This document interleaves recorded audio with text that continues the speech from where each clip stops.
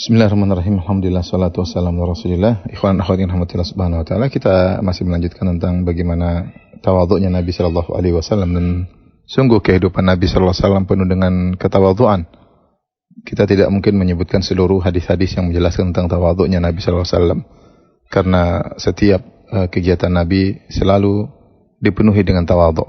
Tapi pada kesempatan kali ini kita hanya menyampaikan contoh-contoh sampel-sampel yang bisa mewakili bagaimana kehidupan Nabi sallallahu alaihi wasallam. Di antaranya ketika perang Khandaq, kata Al-Bara bin Azib radhiyallahu anhuma, "Kana Nabi sallallahu alaihi wasallam yanqulu turab yaumal Khandaq hatta ighbarra batnuhu."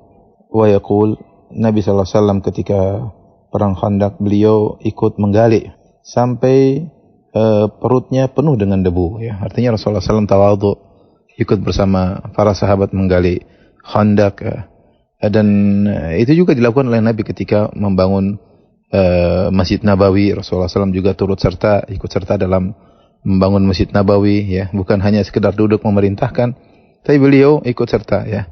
Kalaupun beliau duduk hanya mengawasi, hanya mandorin, tidak ada yang menyalahkan Nabi SAW, karena beliau memang pantas untuk melakukannya, berhak untuk melakukannya. Tapi Rasulullah tidak demikian. Rasulullah SAW ikut serta dalam pembangunan bersama para sahabatnya.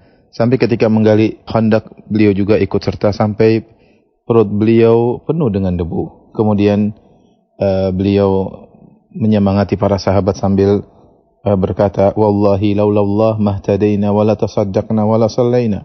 Demi Allah, bukan karena Allah kami tidak dapat hidayah, kami tidak bisa bersedekah, dan kami tidak bisa sholat. Ya, dalam kondisi demikian beliau mengakui bahwasanya semua ini hidayah dari Allah Subhanahu wa taala. Semuanya karena Allah. Kalau bukan karena Allah tidak ada hidayah. Kalau bukan karena Allah tidak bisa bersedekah. Kalau bukan karena Allah tidak bisa salat.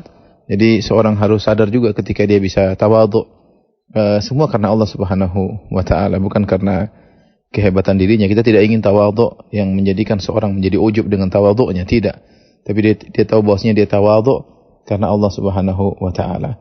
Di perang Khandaq juga Rasulullah sallallahu alaihi wasallam sebagaimana para sahabat yang lain, mereka lapar, ya, sampai disebutkan bahwasanya mereka tidak makan selama 3 hari. Ya, kata Jabir bin Abdullah, "Labithna 3 ayyam la nadzuqu zawaqan." Kami 3 hari tidak merasakan apa-apa, tidak makan makanan. Ya, karena ketika perang Khandaq musim dingin, kemudian para sahabat dalam kondisi kelaparan, ya. Dan mereka ketika sedang menggali Khandaq, tiba-tiba mereka mendapati ada kudiyah. Kudiyatun aradat fil Khandaq, itu ada batu besar yang mereka tidak bisa mereka gali. Maka mereka pergi menuju Nabi sallallahu alaihi wasallam minta tolong agar Nabi menyelesaikan solusi tersebut, karena batu besar tidak bisa mereka hancurkan. Maka kata Nabi sallallahu alaihi wasallam, "Ana nazil, saya akan ke situ." Tsumma qama wa batnuhu ma'subun bihajar. Rasulullah berdiri, ternyata kelihatan perutnya beliau ikat dengan batu. Subhanallah, bukan cuma para sahabat yang lapar. Nabi sallallahu alaihi wasallam juga ternyata kelaparan, bahkan beliau mengikat perut beliau dengan